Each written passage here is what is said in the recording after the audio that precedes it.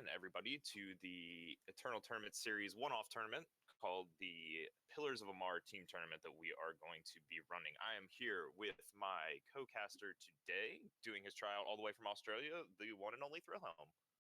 Thank you, Bedros. Thank you, RNG. It's a pleasure to be here. Getting a chance to be on the other side of coverage after watching the stream so many times. I appreciate the opportunity. I'm excited to get into the games. Yeah, absolutely, man. Great to have you here. This is going to be some really fun tournaments today. Really interesting format since we have the unified constructed. So we are going to see how these players had to differentiate the builds on their decks. What we have seen this out of the deck list is we have seen a lot of the standard archetypes, but we've seen a lot of people have to go down a different route constructing them. They may have a lot of the key pieces, but they're definitely missing parts that people would normally assume would be in the deck. Yeah, agreed. And something interesting when playing around that is the deck lists are released, I believe, for this tournament. So if you're playing against that Combre aggro deck that had to give its finest hours over to the Ricano deck, you know not to play around that card. Yeah, very true. You are going to know not to play around that. Round one, actually, we are about to be jumping into match one. We have team Topdeck Clockroach. And what was our team name, Thrillhelm? Do you have that? Team Idols of Destran, we do have, which is J Knight, Iliac, and Unearthly. Perfect. And we are about to jump into game one, which will be against Rargonaut from Team Topdeck Clockroach versus J Knight of the Idols of Destran team. That's correct. I remember Rargonaut is on a 4-faction control list. Yeah, so as you pointed out, 4-faction control from Argonaut, it does look kind of like a big combo splashing sort of the powerful fountain cards like Black Sky Harbinger and Celestial Omen for a bit of selection there. Yeah, it's also filling in a little bit of black for the some things you would assume would be in more of a Felon style control deck, like Azandal's Gift, to try and shut down a lot of the control decks here. Yeah, it's a little bit greedy, but both of these decks seem to want to take it late, so it'll be interesting to see which one really has the power to go over the top. Yeah, very true. And on J Knight, we have him playing a variant on Big Combri, which he was able to leave the deck mostly intact over here. Yeah, it'll be interesting to see if the rest of his team suffers because of he has a lot of powerful legendaries and silences in his deck that hopefully the rest of the team isn't hurting for not having access to. Yeah, and we see him getting an early beatdown in here. We saw a Combri Healer come down on turn 3 and a Seraph to follow up on turn 4, and right now he is just putting a bit of the beatdown on Rargonaut. We saw Rargonaut fire off a Find the Way to go ahead and pick up 2 depleted sigils to try and smooth out this 4-faction controls mana base that's so hard to hit. Yeah, it's the only thing he's really done is cast Wisdom of the Elders and Find the Way, which against the Seraph and a Combri Healer, he's going to have to do something to stem the aggression here. Looking for something like a Harsh Rule. Yeah, and you're spot on. He's going to need something like a Harsh Rule at some point. This Desert Marshal isn't terrible to go ahead and silence the Seraph, but it's not preventing the damage from yet. Yeah, he can't get any favorable trades with the 2-1 body. The creatures out of the big combo deck are just too large. Yeah, so we're going to need... Rargonaut's definitely going to have to find a Harsh Rule here, and it's possible he's got one lurking. This is probably... I would consider this a good enough board to trade it, but if he has it, he is not giving it up. Maybe holding a Celestial Omen. Yeah, he's definitely getting to the point where he has to chump block, and you see him go ahead and do it right now on the Seraph. But yeah, it's Harsh Rule or bust. And looking at the hand of J Knight, though, he's got the tools to reload. I'm not even sure Harsh Rule can save Rargonaut here. We might see the first game go down really quickly. Yeah, very true. It'll depend on what he has in that hand. I have a feeling Rargonaut has Celestial Omen, and there we see it get fired off. And this will be seeking that Harsh Rule that he was lacking. And we will probably see, I'm assuming, there it is, Harsh Rule coming down here. So what's important here is it's going to depend on what Rargonaut has to answer J Knight's ability to reload here. We see a lot of power in J Knight's Exactly. hand. If he's got if he doesn't have the second Harsh Rule, which him having to use the Celestial Omen to go find it, he might have a lot of trouble actually dealing with the reload, particularly because he's only on 8 after that initial onslaught. Yeah, he's very low, and I think I actually caught a glimpse of his hand. It looks like a Staff of Stories and a Amber Acolyte hanging out, so not exactly what he's looking for here. A lot of power floating around. I think he got that off the top, so he's got a Steward now. Okay, Steward definitely helps on this board. He's going to have to do something about the flyer eventually. Yeah, very true. Ooh, and he does pick up a second Valkyrie Enforcer to silence the Steward if he really wants to. But J Knight gonna decide if he wants to do that. He's not particularly pressured at this point. No, he's still firmly ahead. Ragnarok very much on the back foot, still looking for that harsh rule and still having to play creatures into his own harsh rule if he does find it. Yeah, very true. Like he did already commit these creatures down to the board. He's just trying to keep them alive, and we see him get to find the ways off here and establish his staff of 5 armor so that he can keep his face from getting beat down completely here. But this is definitely turning around the other way on him. Yeah, 100%. I wouldn't be surprised if he played that stuff expecting it only to really gain him some armor. Although he does keep it, so he will get the extra draw for it this time. Yeah, he managed to get the extra draw, which is probably going to be pretty important. He really needs to find that harsh rule right now or something to take care of most of these units. And oh, lucky for him, he does hit a harsh rule off top of the deck. So that will keep him in this game. We're going to come back to J Knight and see what he's going to actually have to establish here this turn. If he hits a power here, he can get this Mystic down and draw off it. Yeah, definitely. Almost. I wouldn't have been surprised to see him establish a Mystic Ascendant there because he does have the spare. But Ragnarok now is actually in a really good position. He's got a Staff of Stories established, and if he can deal with this Sandstorm Titan, he can potentially start pulling ahead. Yeah, and this is where we see that that 4 faction splash coming in for Rargonaut. He has cards in his deck that you would not normally have in like a 3 faction troll or like a big Combri style deck, which is kind of the basis of his deck. We see these cards like Celestial Omen to dig out specific answers, and we see Feeding Time to clean up some of these units. Yeah, definitely. Although J Knight did hit the power, he's looking for to more power up these Mystic Ascendants. So if Ragnarok can't answer that one immediately, which you probably can considering he's just cast the Celestial Omen, he could be just losing to the massive presence of the Mystic Ascendants. Yeah, it's interesting you say that though, because Ragnaut's primary win condition in his deck is actually to use like a Black Sky Harbinger or a Sword of the Sky King to kind of win the game on the back of those cards. But neither of them is particularly great in the board state given J Knight's hand. Yeah, that's an excellent point. Like if a Mystic Ascendant goes unchecked for a couple of turns, Sword of the Sky King does nothing to handle it. Yeah, exactly. Sword of the Sky King doesn't do anything, and at a point, Black Sky Harbinger, while it's not directly influenced by it, it cannot race it anymore, and that becomes a big issue. But we see Rargonaut here just firing off Feeding Time after Feeding Time to clear up all of J Knight's threats, and he gets to establish the Steward of the Past here. So now he's actually the one with the board, and J Knight just with a hand of power. J Knight, like he was initially probably really excited to see all that power with the Mystic Ascendants, but now that they've been dealt with, he's got a handful of nothing. And although Ragnarok, from memory on his deck list, that was the last Feeding Time, so he's not got too much hard removal left in the deck apart from harsh rules. Yeah, he did use up all of his Feeding Times. He used 2 harsh rules, so he's still packing 2 of those, and he's got 4 Lightning Storms we haven't seen and 2 Annihilates. But you are correct. We are basically out of removal. Great Parliament's not bad off the top for J Knight, but the 2 4/4s don't do a great job against the bodies that Ragnaut's presenting at the moment, particularly when you're staring down a handful of 6 cards. Yeah, very true. And this push all in by by Ragnaut rather signals to me that he was trying to get Lightning Storm value possibly off there, trying to force the 4/4s to trade into the 2/1 and the 2/5, and then be able to Lightning Storm them away. J Knight's plan is very clear. He just wants to use those 4/4s to push for the win, for the final points of damage against Ragnarok. But that Staff of Stories is basically saving Ragnaut's life here. Yeah, very true. If Rargonaut does not have any removal, he will go down to 2 here from the Owls swung, and then J Knight, if he elects to swing with the Owls, can just fire off this harsh rule and completely reset. Yeah, find a slight reset. Like he'll definitely be down in card advantage. If Rargonaut has any threats, it'll be easy for him to pull ahead. But he will also be just floating around at 2 HP, so it won't take J Knight a lot to establish something to push in. Yeah, although he has used a lot of his evasive threats. Like we saw a lot of those Valkyrie Enforcers get played earlier in the game. So there's not a huge chance that he'll draw something with flying, unless he's looking for another Great Parliament or something like that.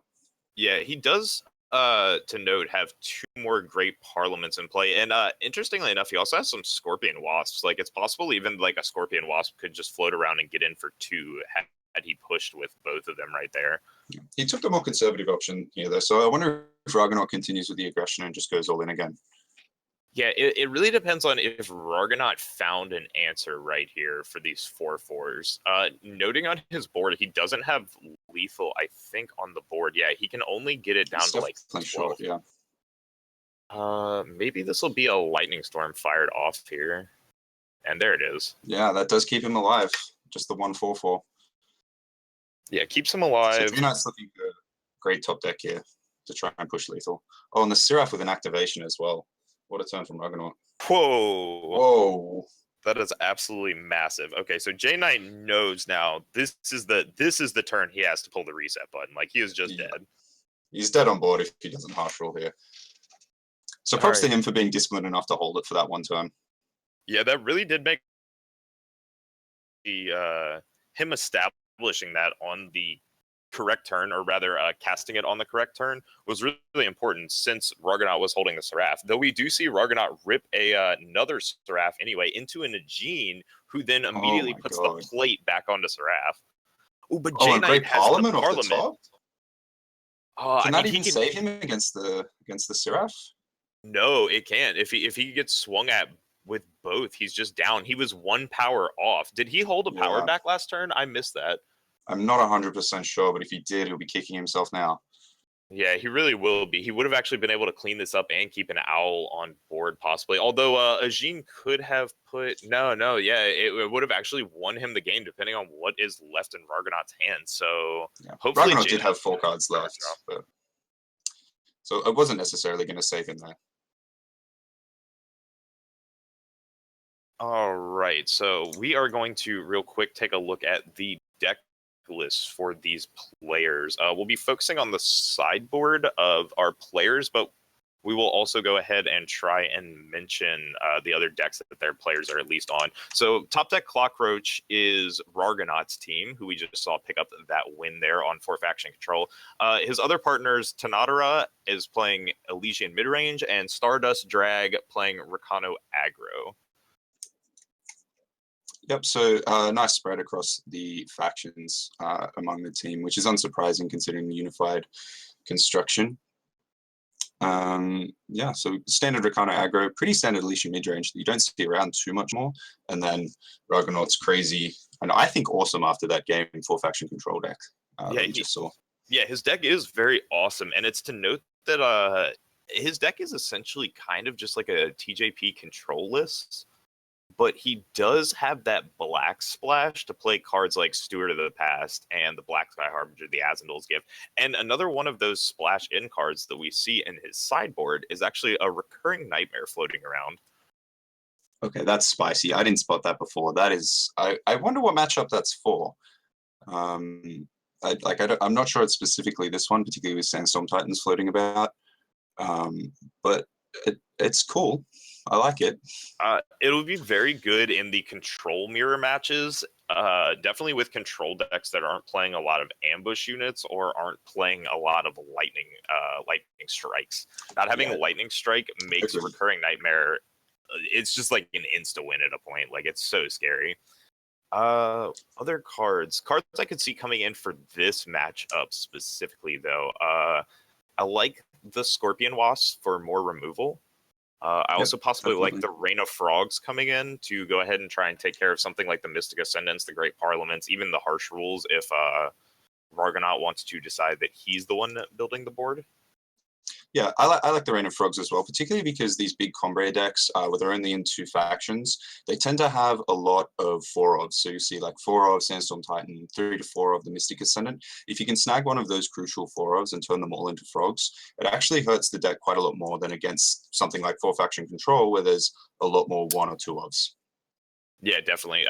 J Knight's big Combre list is very close to like a stock big Combre list, so it's nice that you pointed that out, because a lot of his cards that will get hit with that Rain of Frogs are very high impact cards that he's playing 3 or 4 of the deck. Yeah, definitely. While we're on the splash as well, it's important to mention that Feeding Time is a card that these decks normally don't have access to, and without those 3 Feeding Times, Ragnaut was dead that game. Yeah, definitely very true. Those feeding times ended up coming in very clutch. While they could have just been a different removal spell, it's important that he's playing feeding time instead of Death Strike, since he wants to have more of a reliance on just hitting all of his colors instead of focusing on the black, since a lot of his deck is made up of TJP colors. Yeah, that's a nod to how hard it is to establish the double shadow influence, I imagine. Yeah, Double Shadow Influence is probably just too backbreaking for this deck. He's already trying to hit a lot of crazy power requirements with playing things like Desert Marshal, Night Chancellor Seraph, Wisdom of the Elders, Feeding Time, as we said, the Great Parliament, Harsh Rule, Stronghold Visage. Just all these cards just have such a high influence requirement. It's definitely not easy to hit those ones on curve. It's interesting that Noah in the team, though, they're taking advantage of him not running Death Strike and playing Shadow to take advantage of that free removal spell slot. Yeah, that is interesting that you bring that up. It could be because they already have the Annihilates and the Steward of the Past locked up, which have been so far over the recent weeks some of Shadow's best cards. Yeah, agreed. I was going to point out that he is absorbing quite a few good Shadow cards, so it'd be a struggle to build a complete Shadow deck with just the Death Strikes. Yeah, they definitely could have splashed aggro, though. I agree. It would have been possible to play like a Stone Scar mid range, possibly, or a Stone Scar aggro list instead. Not played Steward, played some other units. Yeah, Judo Queen or something like that. Yeah, something to that effect. Maybe even the Impending Dooms for a big unit. But we are into game 2 here. We see J Knight firing off of the power. Interesting hand out of him. He's got the Temple Scribe to cycle and the Valkyrie Enforcer to silence with a Mystic Ascendant to build to as his end game. Yeah, it doesn't look like a bad hand to me at all, particularly because, like we mentioned at the start of the match, both decks are interested in taking it late. J Knight did have a more aggressive game plan last game, but neither deck is particularly upset if the game does go late. Yeah, definitely. Four Faction Control is trying to stall the game late, and Big Combry functioning sometimes like a control deck, just wanting to play to its late game outs like the Mystic Ascendants and build up, or these Great Parliaments that we see J Knight having in his list. Yeah, even Martial Ironthorn can threaten an overextension, punish an overextension from Argonaut too. Yeah, very true. Interestingly enough, out of J Knight, I think some of his most important cards in this matchup are probably going to be his Seraphs, because Seraph is going to be one of those threats that's very hard for Argonaut to deal with. Yeah, Seraph is extremely powerful. Along with the Mystic Ascendants, I think those are the cards that are going to be taxing Argonaut's removal the most. It looks like J Knight doesn't really agree with this here, because he's just played the Valkyrie Enforcer for no value, straight back on the beatdown plan, and Great Parliament just for a 4/4. Yeah, I don't actually necessarily disagree with this line. Like, he knows Argonaut is opening into like a Feeding Time or a Rain of Frogs, and interestingly enough, yeah, we're gonna see this Rain of Frogs hit. So if you are Argonaut, I have to imagine you take Mystic Ascendant. Agreed. It's always tempting to take the 2-for-1 in the harsh rules that are in hand, but I think Mystic Ascendant is definitely a way more scary card from Ragnaut's perspective. Yeah, and I would consider, if I was RAR, taking the harsh rules, but if you look at the board state that we're staring down, J Knight is definitely wants to be the aggressor, and Argonaut with access to his entire hand, since there is like no power, and even if there was, he would obviously know his power. Like, he's got perfect information here, so he can see how the next few turns are likely going to develop, and realizes that he is going to be on the back foot. Yep, and that actually, I think, gives him a huge advantage. Like, knowing that J Knight has these two harsh rules effectively rotting in hand while he's going for this beatdown plan is pretty important. It's incredibly valuable information to have. Yeah, it does leave him 2 dead cards, which is important to note. Unless I'm mistaken, the Frogs actually provide Destiny, so that is a cycle. I don't know if that's when they hit play or not. I can't honestly remember. I very rarely see Rain of Frogs get cast. Okay, yes, they do have Destiny. I think it's from being drawn. So if he top decks another what was a Mystic Ascendant from his deck, it'll go into play as a frog and he'll draw a new card from his deck. Okay, perfect. Yeah, I am pretty sure that is exactly how Destiny works. I am just screwing it. To be fair, Destiny doesn't get played a lot. Like, I only ever see it out of Crown of Possibilities, I think. Yeah, it's one of those rare occurrences. We saw it last weekend with Destiny on, I think, what was it? Power? No, Destiny on units due to Lear during the championships. That was very fun. But we see J Knight here getting. He had top decked a Sandstorm Titan 2 turns ago and deciding to develop that now, and kind of putting Rargonaut in an interesting place because this Sandstorm Titan is going to start causing a big beatdown. Yep, and the second one is only going to help that.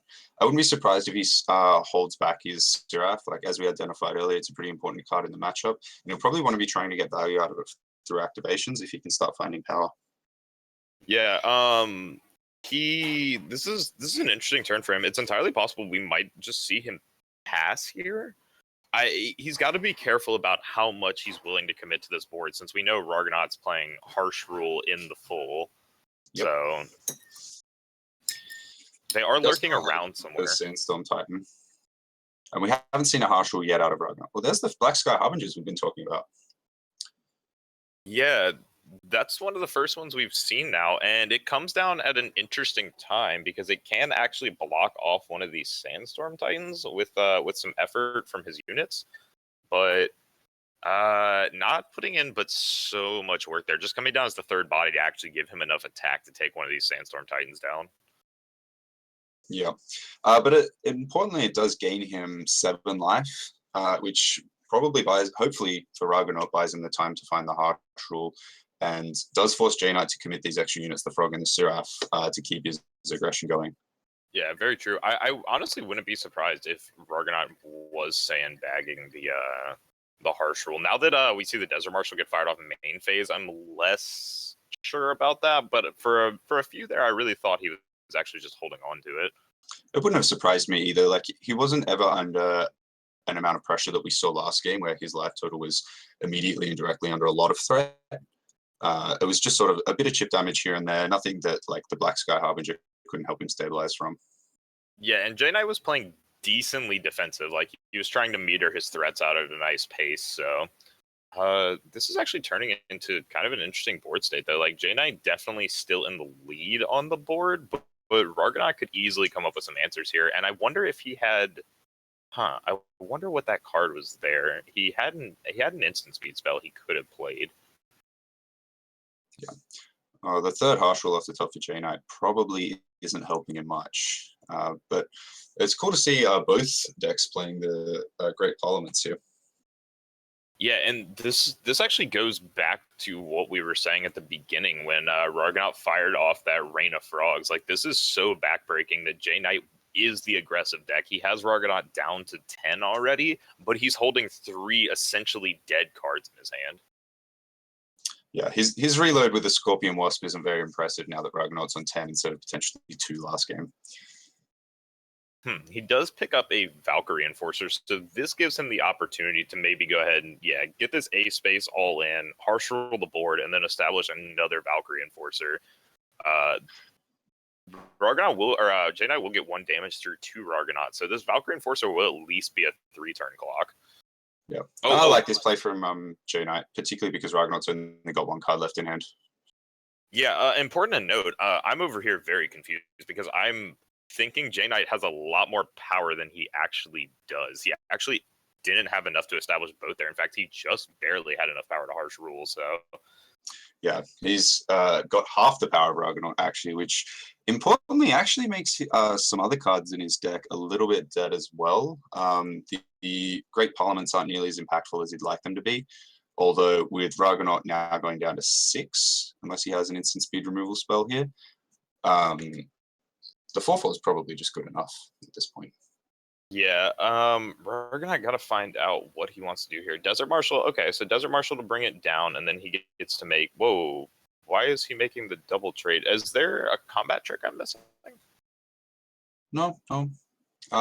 He ended up taking it back. Okay. I was curious. I was like, I don't think there's a combat trick I'm missing here. So J Knight go ahead and firing off that second Harsh Rule to kind of punish Rargonaut for putting the 2-for-1 on the board.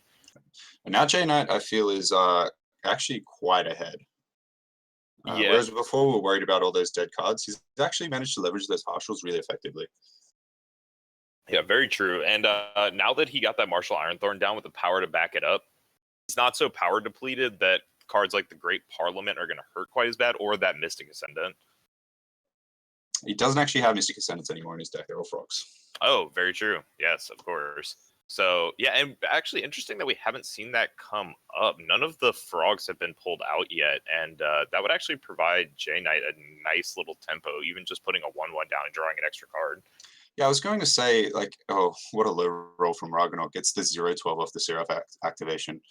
And it all gets harsh ruled away by J-Knight's third one that Ragnarok didn't know about, so felt safe extending into this board.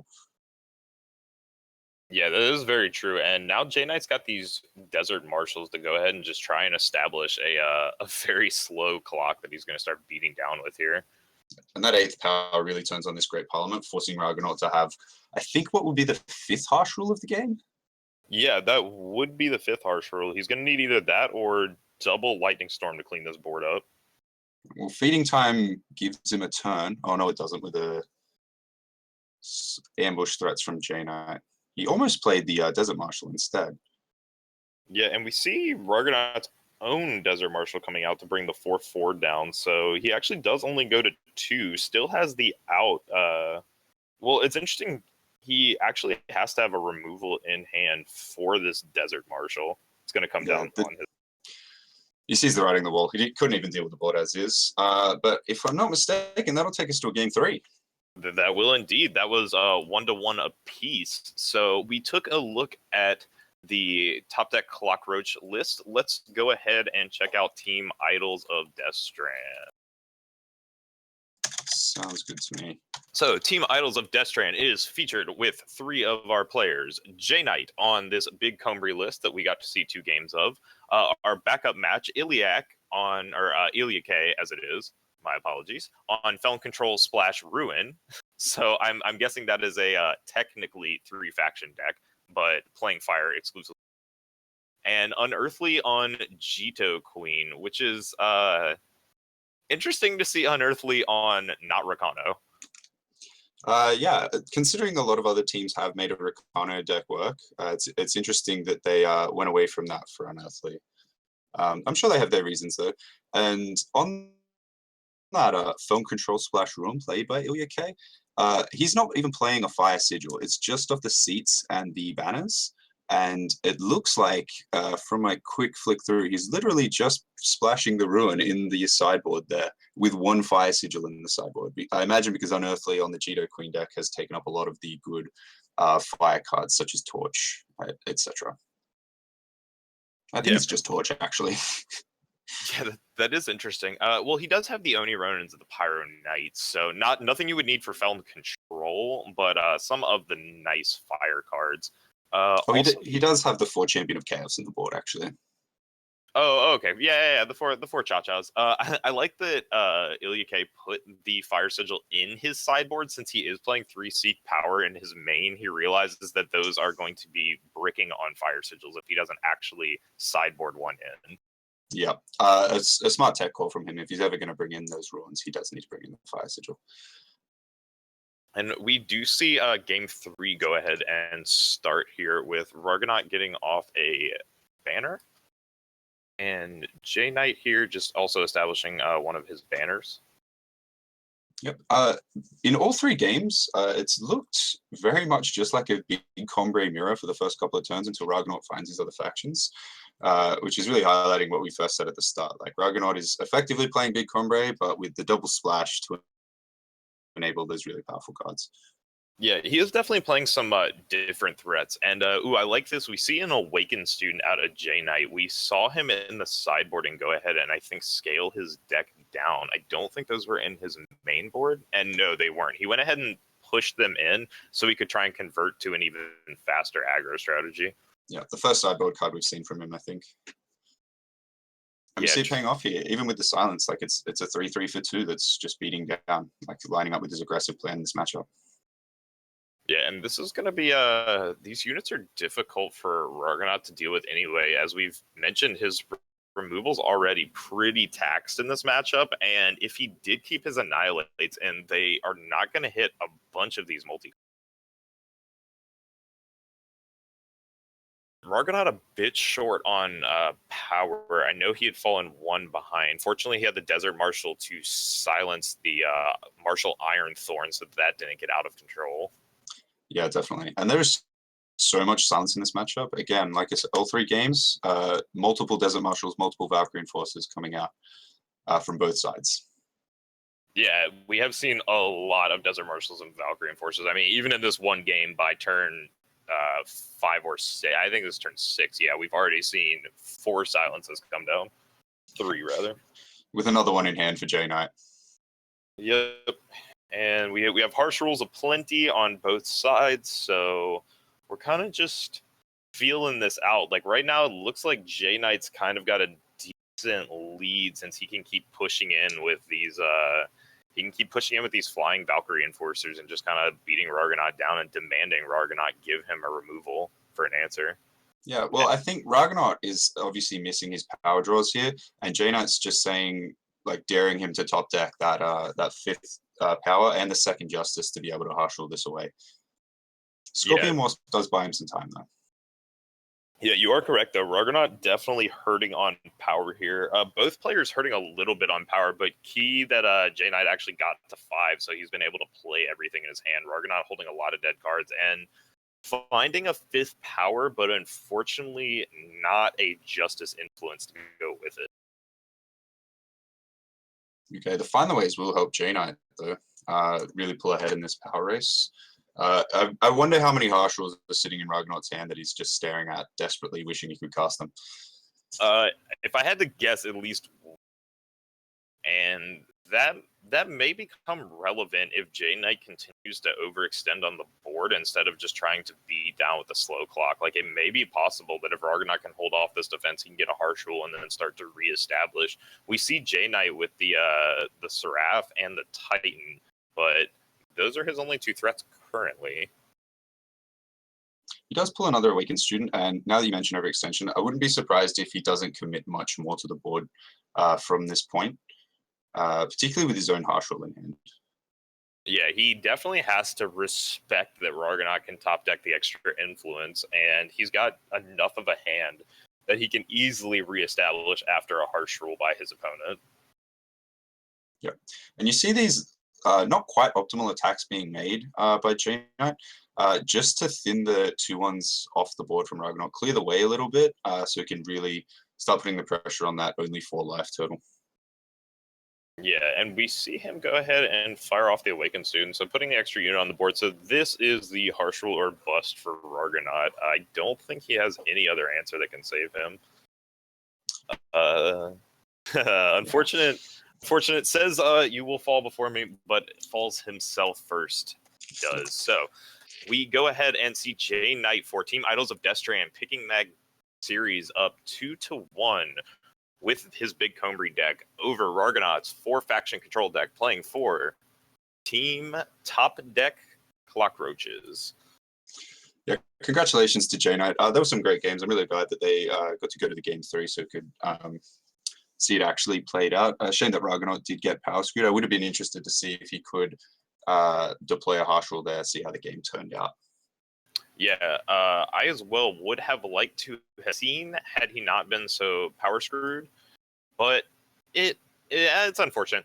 We will be getting into. Do we have a backup match live production? Okay, we have confirmation that Ilya K did win. Do we know his score by chance? 2-0 over Tanadara. So Ilya K on that what deck was he? Felon Control plus Splash Ruin that we were just talking about, yeah. Yeah, so yeah, got in there with the Felon Control deck over Tanadara's or Tanadara rather's Elysian mid-range deck. So very interesting that we ended up having that come out.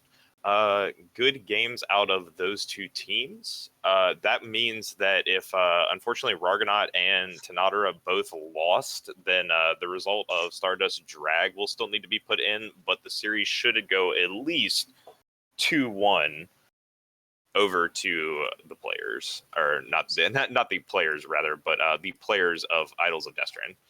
Yeah, congratulations to Idols of Destran taking that with J Knight and LUK securing the win for them. A bit of a note on flavor here. Both teams neither include their namesake cards. So Idols of Destran have 0 Idols of Destran across the team, and Topdeck the Clockroach have 0 Clockroaches Yeah, across their deck lists. I did note that. I really expected the Clockroaches out of Rargonaut and Tenedera, but I guess they felt that they weren't strong enough. They did at least keep with the theme and naming themselves after the show that they host. So they did keep that. I'm not sure where the Idols of Destran joke particularly came from with J Knight, Ilya and Unearthly, besides that it is a tournament joke of ours about people playing with Idol of Destran in their main board. I understand going for the cool name, but I would have loved to even just see one Idol of Destran in a sideboard that couldn't be played, like out of say like the Feln Splash Ruin deck, just one Idol of Destran, just for the troll factor. Yeah, exactly. Just one hanging around. Maybe one in everybody's sideboards. Like they probably could have all afforded one card to play a single idol to unify them truly as the Idols of Destran. Definitely. Ilya doesn't need that fire sigil in his sideboard. He's probably fine. Yeah, he's fine. He doesn't need to actually be able to seek power for the fire for Ruin. No, casting Ruin's overrated. Yeah, it really is. Who wanted to put that in there anyway? Silly plan.